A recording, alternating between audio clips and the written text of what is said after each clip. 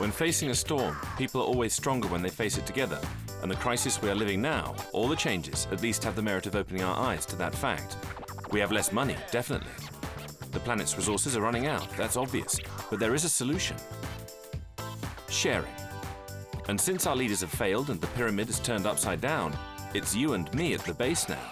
We have to take the initiative and shake up the current economic system. The sharing economy can be summarized in one sentence. Privilege access over possession. Or in other words, why buy an item when I can get access to it by renting or barter? This sounds elemental, but it changes everything. In France, the pioneer of this movement founded WeShare, a collective that brings together players in this revolution, and he's still under 30 years old.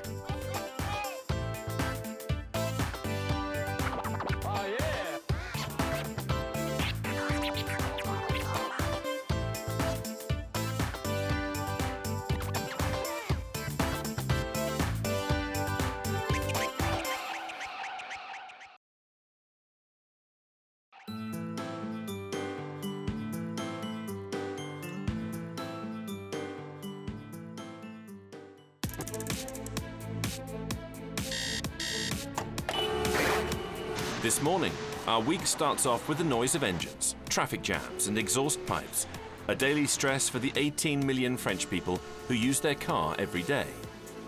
We live further and further away from our workplaces, so it's hard to do without a car. Yet our cars, our rides, our set of wheels have never cost us so much.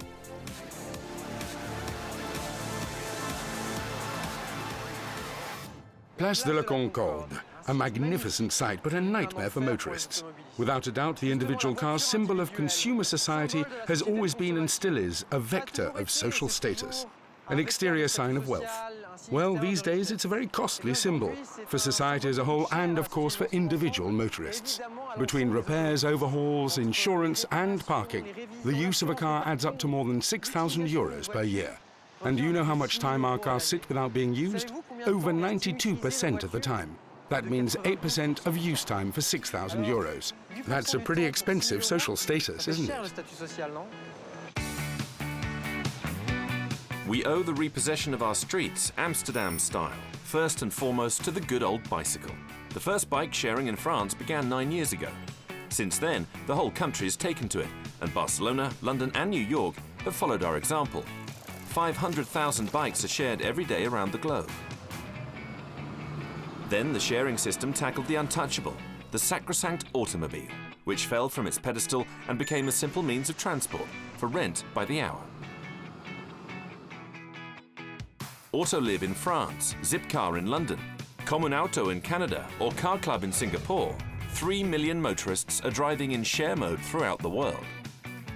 In 2020, we will be 25 million. In San Francisco, the mecca of sharing, the very notion of individual cars is disappearing. Here, you can rent out your own car to anyone, for an hour or a day. And it's a Frenchman who heads this revolution.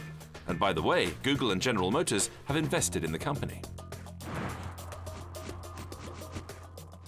My name is Andre Haddad. I'm the CEO of a company called RelayRides based here in San Francisco in California, and we're the top car-sharing site in the United States.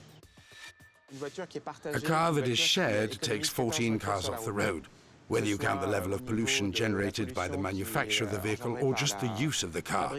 In fact, people who share a car tend to use that car less often. I think the sharing economy is an evolution of the original consumer economy, in that it allows people to get their money's worth from things they own, whether it's their apartment, their house, their car, but it also permits other people who don't want to make that kind of investment to have access to those services without having to buy. Because we all have loads of things in our homes that we rarely use. You don't use your power drill for more than 12 minutes of its lifespan. Your mower leaves the garage once a month. The solution? Buy as a group or share tools. Around the world, there are potentially up to $26 billion sitting in our closets, our attics, our car parks.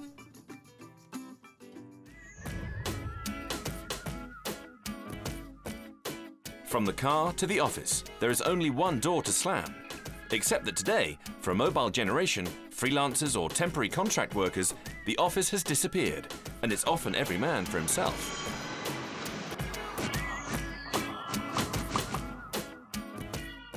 Hello, my name is Eric van den Broek, and I'm the founder of Mutinerie, a shared workspace in Paris.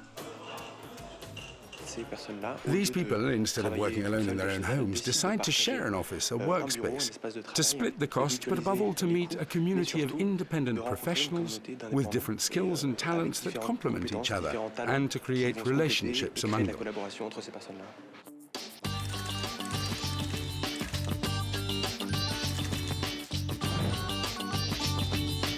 Wi-Fi, open space, bar, football, 800 meters squared in central Paris.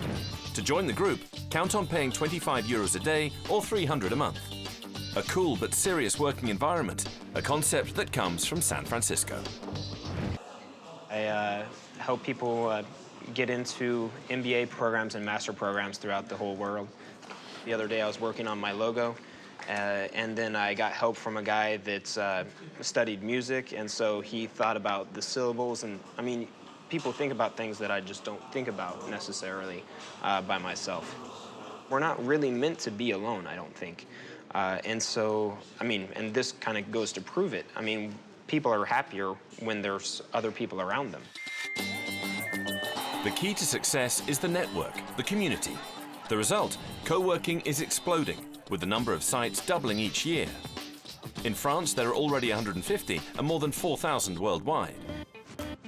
Rachel Bodsman is an expert in social innovation. Her bestseller, What's Mine is Yours, has become a key text.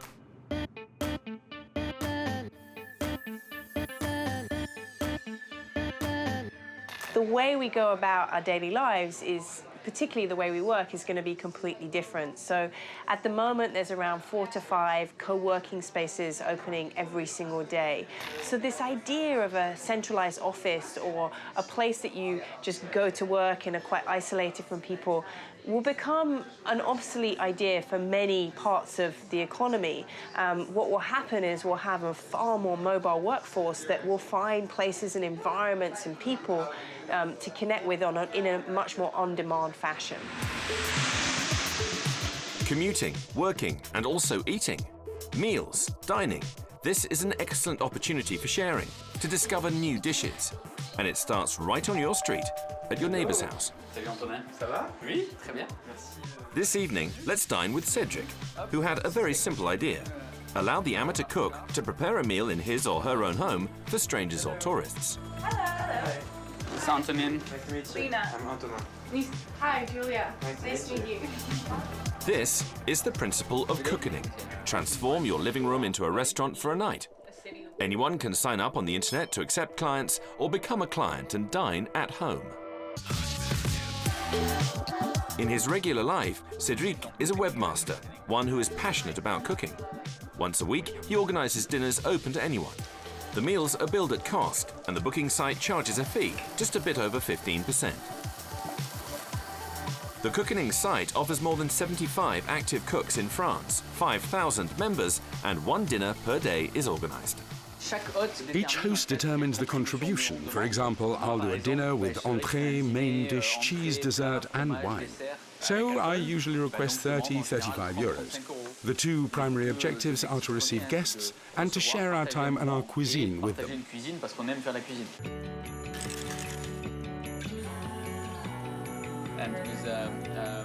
As we were unfamiliar to Parisian differences, and as we were among ourselves as Americans, we didn't get to really have the hands-on experience to be with Parisians. So it was really cool to be able to talk and be with other Parisians hands-on to get a taste of what they live in their everyday life.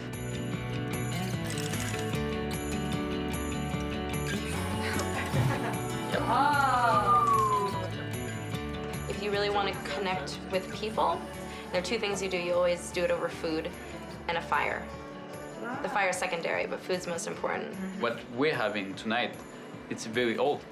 Yeah. Like enjoying a meal with people you don't know when you're traveling. It's what we did 4 or 5 centuries ago. And it's very natural also. Yeah, and it's very natural. Ce qui est assez marrant, c'est que, What's funny is that thanks to the internet, we're entering paradoxically into an era where we connect better without internet, without a computer in real life. Websites like Cookening allow people to meet in real life around activities, whether buying a product or eating together. Therefore, the internet recreates the social bonds we've been letting slide a little with our very busy urban lives. The internet also brings together farmers and city dwellers, producers and consumers, the countryside and the dinner table. This is what we call short circuits. Departure for the English countryside, some 20-30 miles outside of Manchester. We're in Todmorden, a quiet little town full of resolute English inhabitants. Radicals to the last breath, they have decided that in their town, food will be free, close at hand, on the street. Their name, Incredible Edible. The idea of Incredible Edible is to get people in the community involved in a project. Food was the best way because everybody has to eat. Everybody has a stomach and they need to eat. So they thought that growing food would be a good thing because it would mean that people would get interested in planting and other people would be able to come and help themselves. So that's how it works.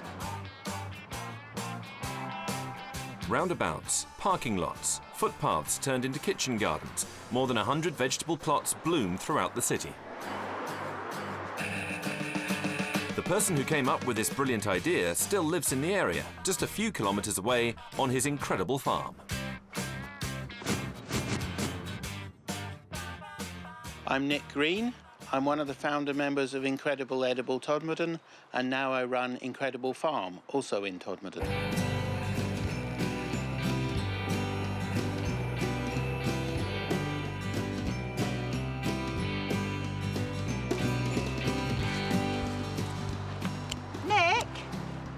These back in the van. I'm just going to get some herbs for Walston.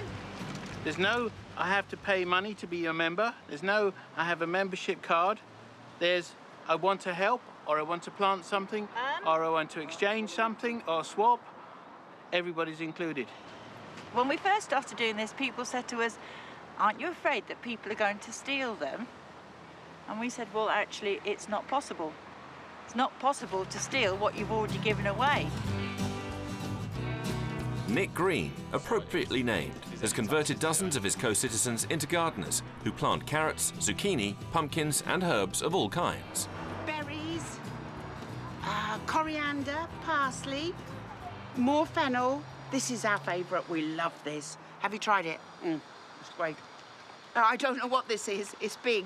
A big thing. This is the first step to get people more connected to growing food, to looking after the bees and the bugs and the birds. So science hasn't fixed it. Politics can't fix the trouble the world is in. So we think being a bit kinder and sharing things might fix it a little bit. This movement, it doesn't stop here. This is continuing in many different ways, spreading to other places, and also what this particular part of it is a development, and there are further developments from here. So we go wider and we go further in that direction too. In 6 years, more than 30 English cities have gone green. And in France, where one new kitchen garden is created every day, thousands of planters colonize public space.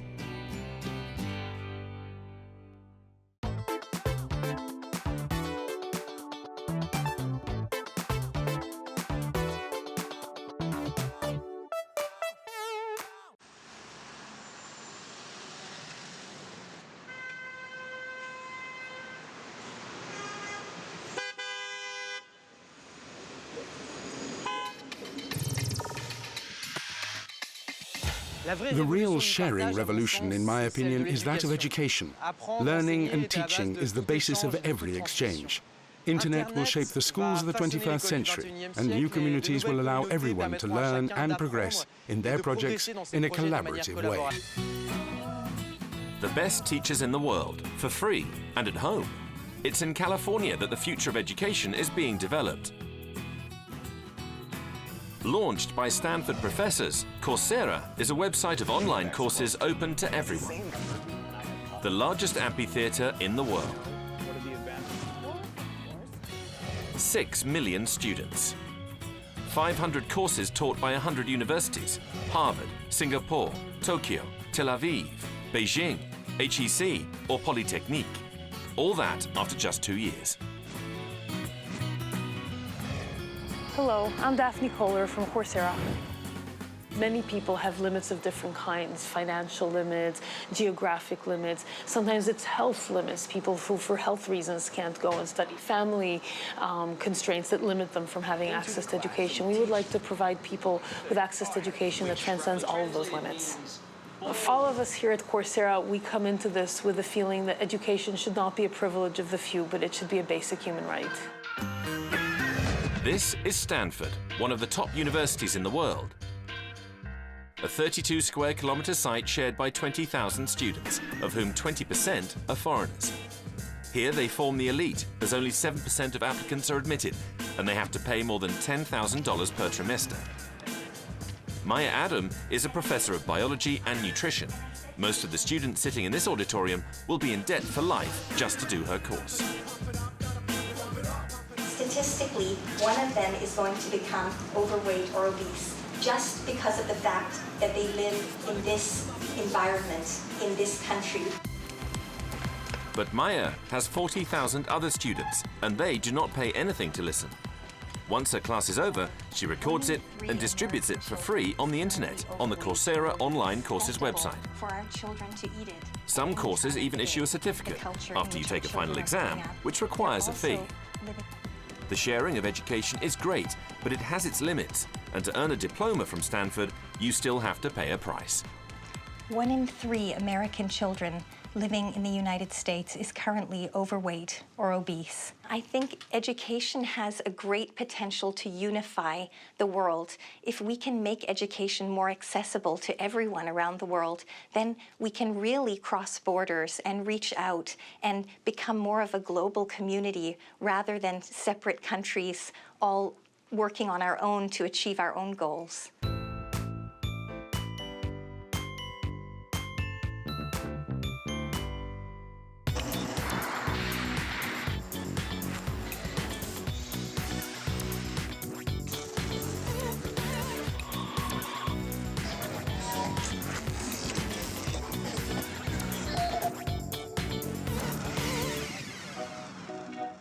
San Francisco is pretty much the mecca of sharing. Apartment rentals, coach space, taxis between neighbors, co-working.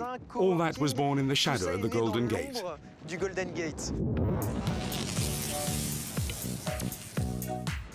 The time of the hippies is over. People gathered flowers in the past, but now it's dollars. The sharing startups were born right near here, in an apartment or on a university campus, just like Steve Jobs or Bill Gates, who, at the age of 30, created the wonders of Silicon Valley in a garage. This suggests that these sharing companies have a very bright future ahead of them. But even giants start out small, and to snag free lodging in someone's home, the perfect plan is couchsurfing, as it has been for the last 10 years. This is a Californian invention. Let's head to the chic suburb of San Francisco, Sausalito, former home base of beatniks and hippies. Hi. Hey, how's it going? Yeah. Nice to meet you. Hey, you too. I'm Antonin. Anthony, well, welcome. And you know I'm the couchsurfer. That couchsurfing, yeah. It was good to see you. Good to see you. Feel free to come inside. Thank you. Is this everything that you got? Or? Yeah. Okay. Yeah, so this is my family's house. Like I said, nobody is home right now, but this is where we'll be staying. Wow.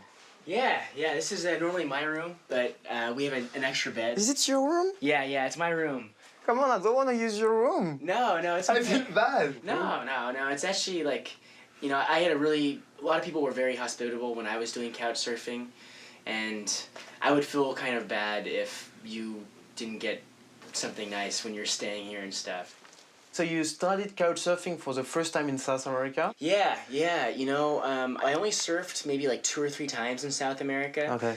But I used couchsurfing to practice my Spanish and just to kind of meet more locals and kind of get a different experience than just staying with other travelers and stuff. Yeah, I guess it's the best way to learn a language, to speak with locals. Oh, hey. Oh, how are you? Hello. Hi. So this is my dad, actually. Yeah. Bob Katina. Anthony, It's a pleasure to meet you. Nice to meet you. Really. Thank you so much. Oh, it's my pleasure, really. You know, and hopefully you have a nice stay and enjoy yourself. And Danny can show you around Sausalito. It's a terrific opportunity for people to meet each other from all over the world, become friends. And I know my son has done this a few times, and the people I have met have been just fantastic. I told you. I wish that opportunity was presented to me when I was a young man, because they didn't do that. It was unheard of. They didn't have Facebook, no social media or anything like that. Couchsurfing is now a company worth millions of dollars. 1 million couches shared in over 100,000 cities around the world. The 7 million hosts and guests rate each other as a way to ensure trust and to avoid unfortunate surprises. Antonin is here for a particular reason. He was invited to the big global sharing event, the Mesh Conference. I'm Laura, I'm the co-founder of NOC. NOC is a home exchange community. Families join in order to be able to travel around the world, swapping your home. My name is Alexandre Grandremé, and I'm the co-founder of D-Ways, which is a top social network for car rentals between individuals. My name is Seth Godin. I'm a writer, an entrepreneur, and a ruckus maker. And what I do with the sharing economy is I write about it, I connect people, and I do it myself by starting companies and instigating people to take action. The Mesh takes place over 3 days. It's the Davos of sharing, an emerging, booming economy made up of more than 10,000 companies worldwide. Among the public are investors hoping to discover the next golden startup, the Google of tomorrow. The organizer of the Mesh, Lisa Gansky, is an American celebrity of business, entrepreneurship, and new trends. There were several things that started the sharing economy really in motion. One of them, I think, is technology, certainly, that mobile devices, more and more people are having them, and it makes it very easy to navigate our world with that. The second thing, I think, is that the global recession, economic downturn, whatever you want to call it, certainly that provoked people to really say, oh my God, you know, I have all this stuff. Is it worth what I paid for it? I think it caused people to reassess the value with the true cost of things. The other part, I think, that comes together is social networks like LinkedIn and Facebook, but also the fact that our communities are more connected because there's a new level of energy and excitement about recreating districts in cities. Today, 5 billion people have mobile phones, and there are more devices connected to the internet than there are people on Earth. Facebook has 2 billion users, and this figure will double in 3 years. Every day, some 350 million tweets are exchanged, and 4 billion videos are viewed on YouTube. Sharing began on the internet, and it spills over into real life. With an estimated global market of $110 billion, the sharing business is captivating Silicon Valley. In the San Francisco mayor's office, you can see sharing lobbyists file in and out. Some have even financed the mayoral campaign. So in order for San Francisco to remain the capital of sharing, the mayor's office and businesses work together. And when the mayor's office is inactive, entrepreneurs get into the act. On the other side of the bay, Oakland also plays the collaborative card to raise entire neighborhoods out of misery. These 10 street blocks were deserted by businesses and residents. Pop-Up Hood hopes to get them back. Hi, my name is Sarah Philly. I'm co-founder of Pop-Up Hood. I'm an urban designer, an artist, and an instigator, and I'm part of the sharing economy. Our idea is to use several different urban intervention, like spontaneous interventions and strategies that would activate the different vacancies and provide what I call cultural eddies, like a reason for someone to stop here in this district. Pop-Up Hood began with a pilot project in the old Oakland downtown area. We started with curating the retail. We clustered it all in the same area, and we opened them all at once. We partnered with the city, and we partnered with the building owner, and we convinced the building owner to give the retailer 6 months free rent.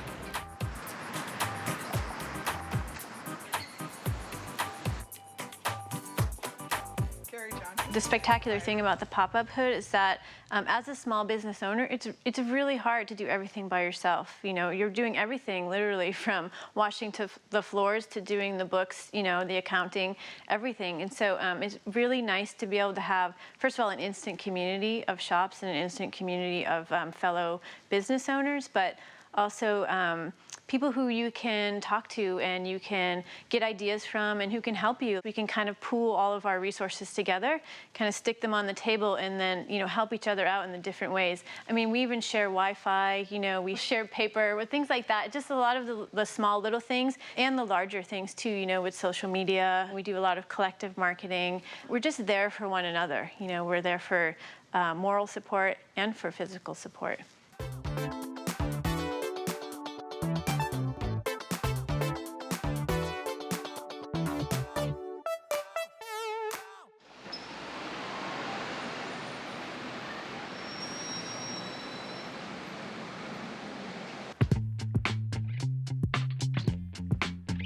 A Fab Lab is a fabrication laboratory, but it's also a fabulous laboratory.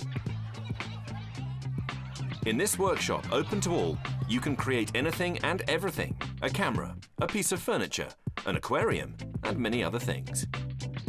It offers high-tech production for experts and beginners.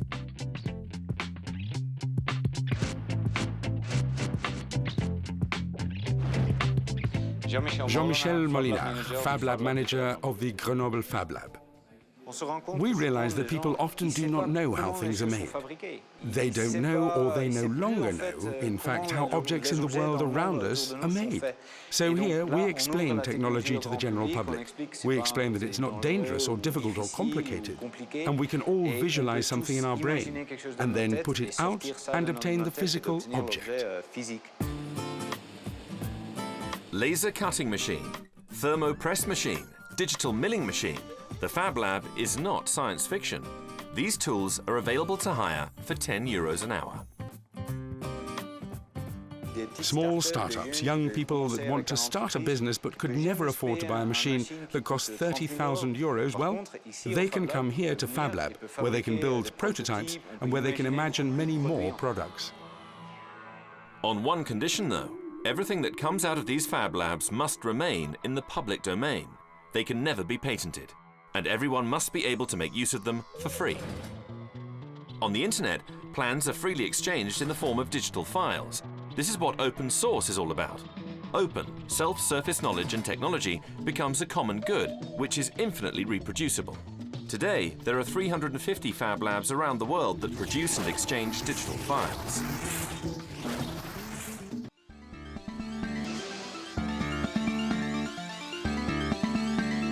Tomorrow, there will be printers costing a few €100, available on your street corner or at home to produce on demand, locally and cheaper. Barack Obama made this trend a national priority in his annual speech on the State of the Union.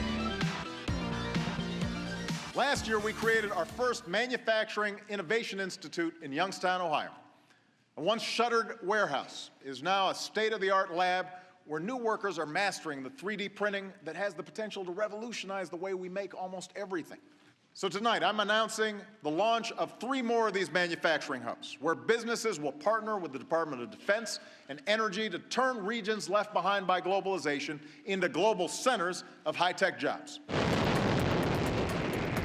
Imagine a future where everything is printed. NASA is already working on printed food for astronauts. Printed pizza in space, that is the future. Non-profits see it as a response to malnutrition problems, and scientists are testing the printing of human tissue to make skin. And while we're at it, why not organs for transplants?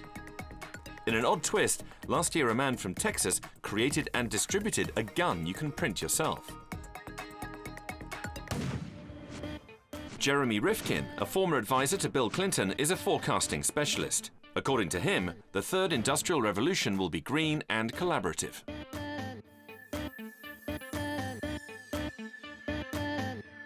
What's interesting about 3D printing is it allows anybody to be a prosumer.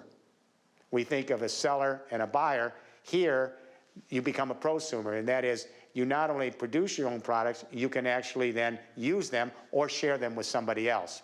No centralized factory in the world, no matter how big, can compete with millions of small players, small and medium-sized businesses doing 3D printing.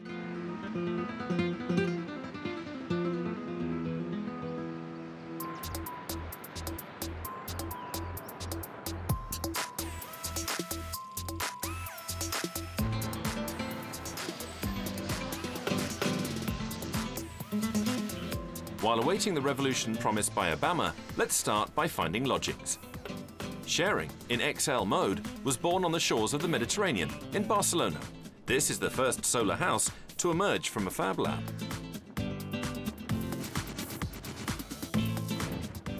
My name is Rodrigo Rovino. I'm an architect at the Yak in Barcelona, and I build solar houses. The Fab Lab house was constructed right here. The arches and the structure were done in the warehouse. We painted it, then we assembled the structure, and then cut the covering with laser machines.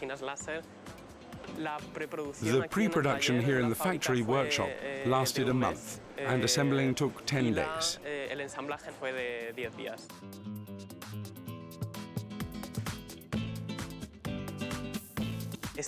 This house, of 160 meters squared, costs 120,000 euros, but the prototypes we're preparing at the moment are even cheaper, 60,000 euros. This is an open source house. The plans are available online. If you want, you can download them and build it yourself.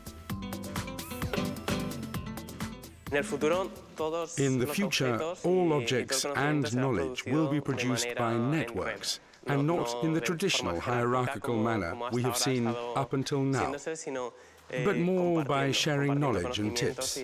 That's the future of production. Tomorrow, an entire city built on this model? Engineers are working on it in the United States. Applying collaboration to production never ceases to surprise us.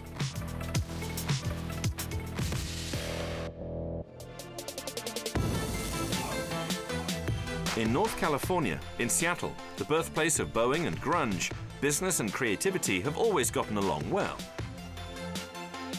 On the roads around here, you might encounter a sports car, a one-of-a-kind, just like its inventor. Yeah, baby! Don't look for a famous brand. This is called WikiSpeed. It is the first collaborative car.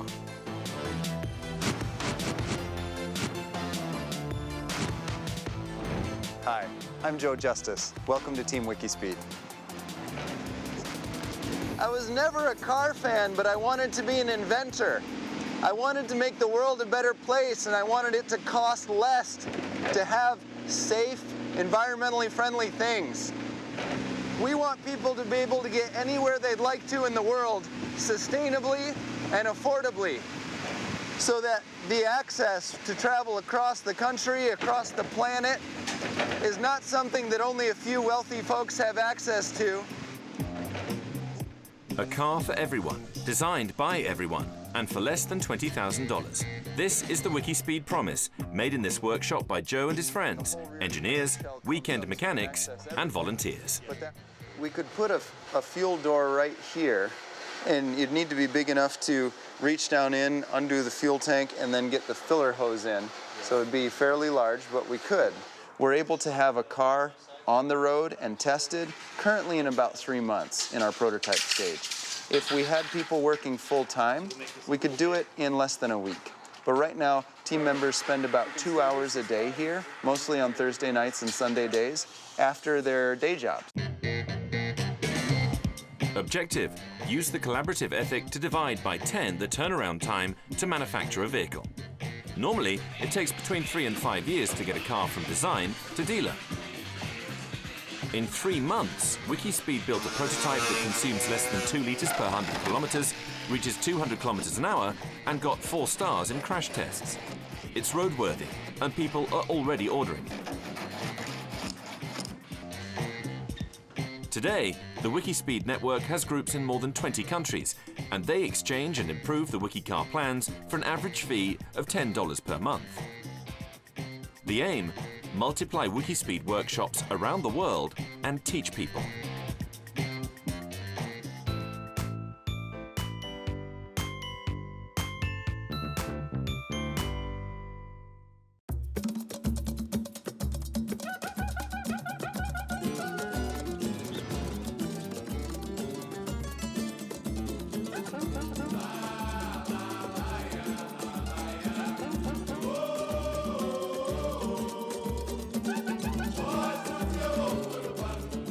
Here we are in Rio, a city that changes from day to day, and that will host the Soccer World Cup this year and the Olympic Games in 2016.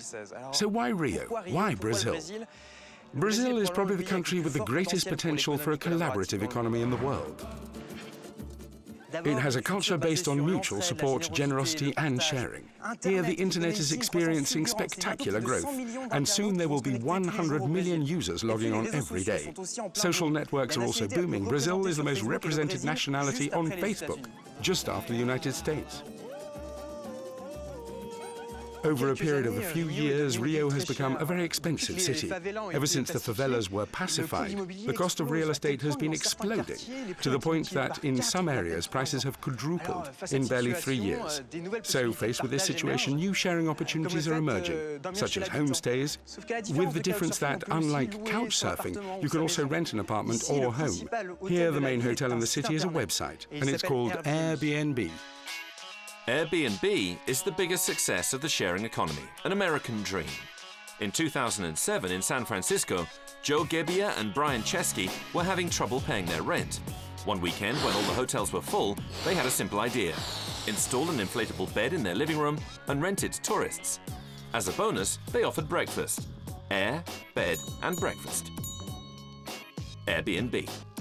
Overnight, they created a website and requests started pouring in. Since then, their financial problems are a thing of the past. Airbnb is worth more than $1 billion, has 9 million fans, and 500,000 lodgings. You can find houses, boats, castles, and even teepees to rent.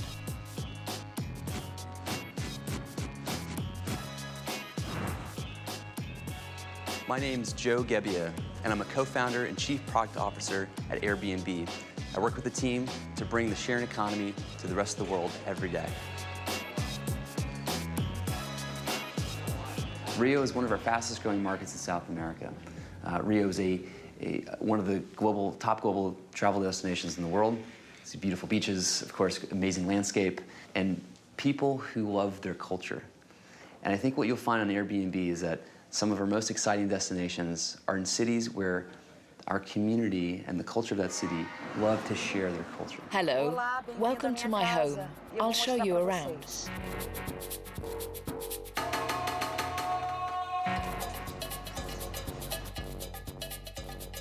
Here is the room where I serve breakfast. Airbnb gives me about $2,000 a month when the rooms are all occupied.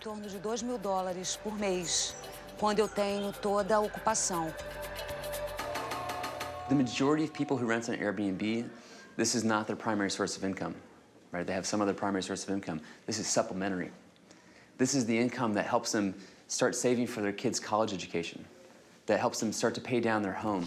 So this is supplementary income that helps bring a little bit more freedom to people's lives.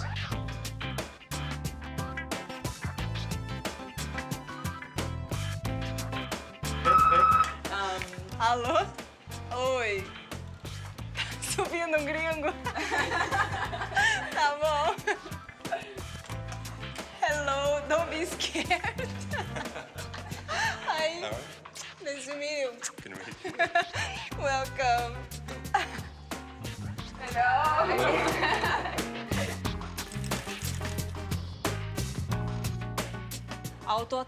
In total, I hosted more than 200 people in my home over a period of approximately 2 years. I welcomed people from 43 different countries, and it keeps going on. I have guests almost every day. This is your bedroom. That's my bedroom, but it'll be yours for now. And yeah, that's the apartment. The toilet's here. And if you need anything, just please make yourself at home. I try to treat people well, like friends, and not as if we're in a business relationship. The pleasure of being with people is more important than the financial aspect. If this sharing economy was a book, I imagine this giant, huge book. It's like 800 pages, and you open it up, and it's like these full-bleed, glossy images of people sharing and connecting all over the world. And you know what? You get to page 2, and the rest of the book is blank. Anne-Sophie Novelle is a PhD in economics, a journalist, and founder of the group blog Ecolo-Info. She wrote the Sharing Life User's Manual and Long Live the Co-Revolution. We're actually talking about billions of dollars or euros invested in these websites, and this situation raises the question of the nature of sharing. Is it capitalism being renewed in a time of crisis under the guise of social relations between individuals? This could be one version, but it seems to me that sharing does not mean less efficiency. It is not actually changing all that much, even though there is the aspect of having to pay. But a fee-based website will ensure exchanges between consumers, and when you're traveling via Airbnb, the transactions have already taken place. We have true encounters without exchange of money. So there is a relationship of trust, and things happen naturally. So sharing is not distorted by the economic relationship.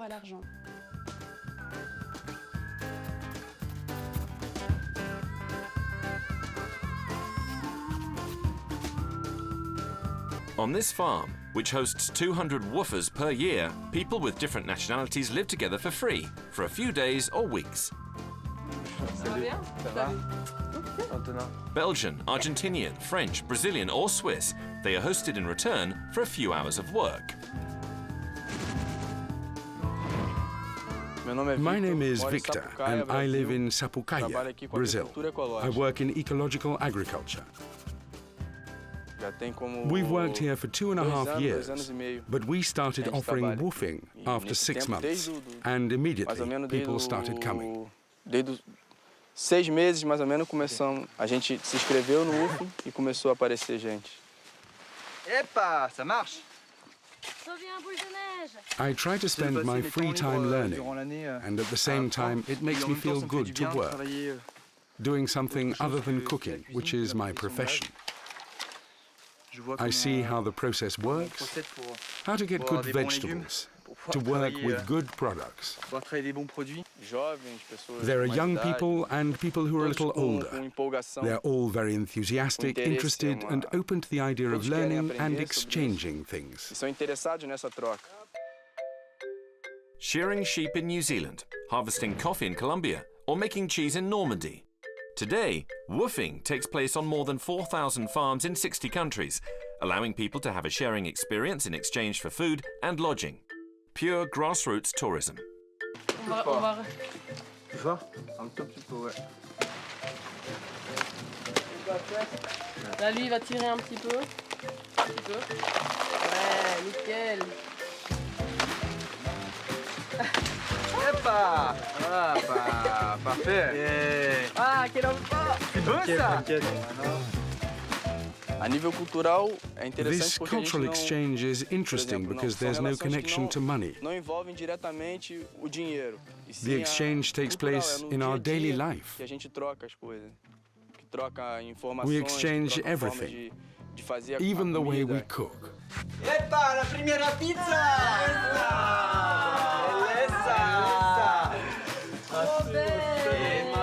Espectacular, ¿no? Espectacular.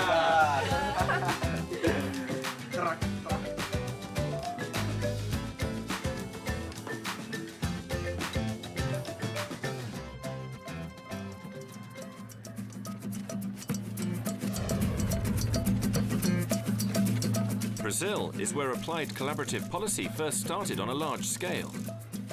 Porto Alegre, long before the arrival of the anti-globalizationists, this city was already looking for another model. It launched the largest participatory experiment in the world at the scale of a metropolis of 1.5 million inhabitants. Here, since 1989, citizens are invited to vote on the city's budget. All investment expenses, nurseries, roads, green spaces are put to vote. Each district elects a delegate who is given the task of defending its priorities. Once passed, the budget is allocated according to the number of inhabitants. A total of 50,000 people, most of them from poor neighborhoods, the most affected, manage a budget of 150 million euros. Every year, a large assembly is held. I am Ronaldo Enler, Executive Secretary of the Porto Alegre Participatory Budget. People who actually live in this region are most likely to understand their real needs and to decide what their priorities are.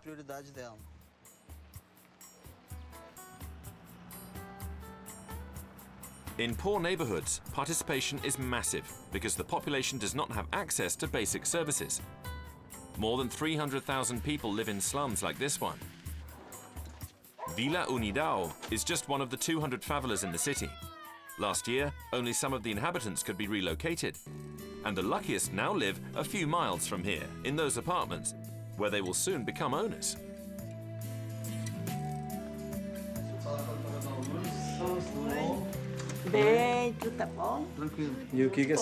What's changed in your life since you came here? Everything has changed thanks to our good Lord. Here we do not pay rent because it is ours. And how much do you pay per month? 17 euros per month. I will pay for 10 years. And then it will be ours. In 20 years, the participatory budget in Porto Alegre has relocated 50,000 people. And the example of Porto Alegre has spread around the world. Toronto, Brussels, Barcelona all have participatory budgets. San Francisco plans to put one in place, and in Iceland, the new constitution was drafted by its citizens.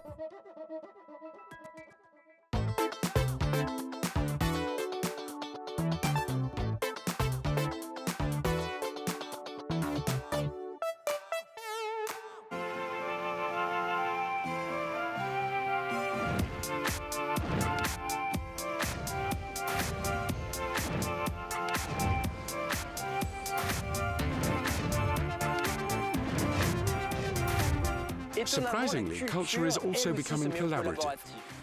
Today, you probably know that you can help to fund your favorite band, but you can also go further. Why not contribute to the screenplay and production of a film that will be released tomorrow? The question arises beyond funding. Can an artistic creation itself be a work of a community, or is it necessarily individualistic? Sharing is no longer an insider thing for an exclusive few. This economy and its actors, meeting today in La Villette, are inventing their own communication channels for exchange and even financing. Many of these projects have emerged through crowdfunding, literally financing by a crowd, everybody like you and me. Instead of going to see a banker, you present a project on a crowdfunding website, a participatory financing site, and internet users help you to raise funds. Hi, my name is Vincent Ricordeau. I'm the founder of KissKissBankBank crowdfunding website. People who put their projects on our website, KissKissBankBank, are artists, creators, innovators, explorers, journalists, directors. Anything related to artistic creativity and innovation. And the lenders are people who are involved in the project, firstly, through their communities, and then through social networking, then friends of friends, and then when the project acquires a certain size, it expands beyond the first two circles.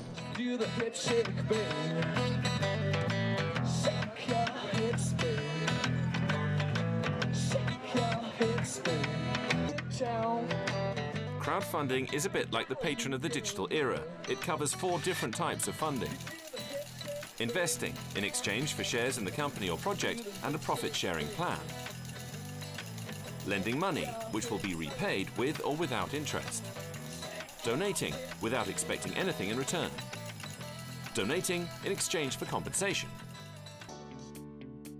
This system interests the biggest names in cinema.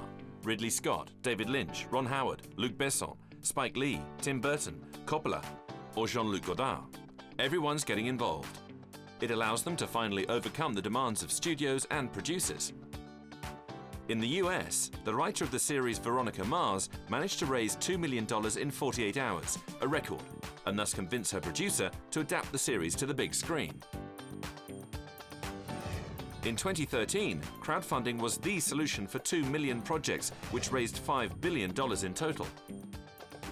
Average funds raised per project, $7,000.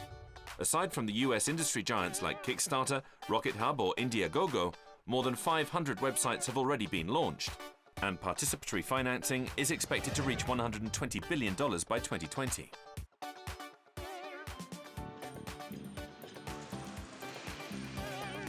And if you're broke but still want to participate in a film, it is possible. In Amsterdam, the next film by Paul Verhoeven, the director of Basic Instinct, RoboCop, Starship Troopers and Total Recall, is going to be the first film made in total collaborative mode.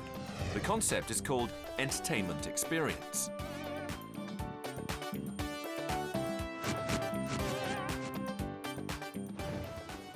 My name is Justus Verkerk. I'm one of the original creators of the entertainment experience from the Netherlands. The entertainment experience, the ultimate multi-level talent development concept. It started about, let's say, 3 years ago, when we questioned ourselves what would happen if we would produce a movie in total with the public. It was never done in a way we did it, the whole process, from script writing to acting to directing to score composing to making a trailer, the title, and the whole project. The only hint given to internet users was this sentence: the Albrecht family is at the table. It was up to them to write the rest. Verhoeven and his team received proposals and selected the best ideas. He took the best bits and pieces, and sometimes that's only a plot line, sometimes it's only a joke or a sentence or even a word or a setting or a solution to come up for a certain problem in the script. And he would take that and use it in his professional script. Each synopsis was 5 pages, so I had over 3,000 pages to read, and you have to read them at least 2 or 3 times. I think I must have read about 10,000 pages. In the end, if you look at the movie and you look at the end credits, there are 367 people that added something to the script, and they're all there. Paul said that he learned more in the 8 months of the entertainment experience than in the 25 years of being in Hollywood. And the Dutch are not alone. John Woo has signed up to produce the first Chinese collaborative film.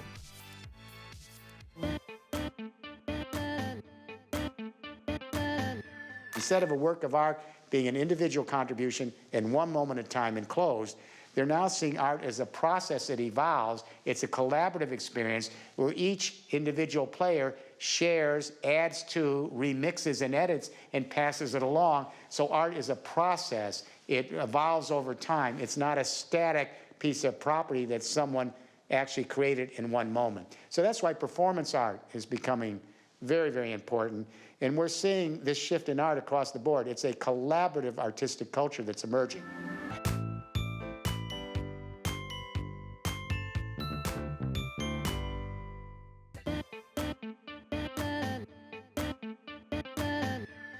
I truly believe we are living in a very unique moment in history, and we're lucky to be living through this moment because this is the start of a collaborative revolution that will be as big as the Industrial Revolution. And the reason why this isn't just, sharing isn't just sort of a niche behavior done by a few, is that we are seeing a fundamental change in the relationship between producers and consumers, buyers and sellers, artists and audience. And when you change that relationship, you fundamentally transform the way we think about supply and demand.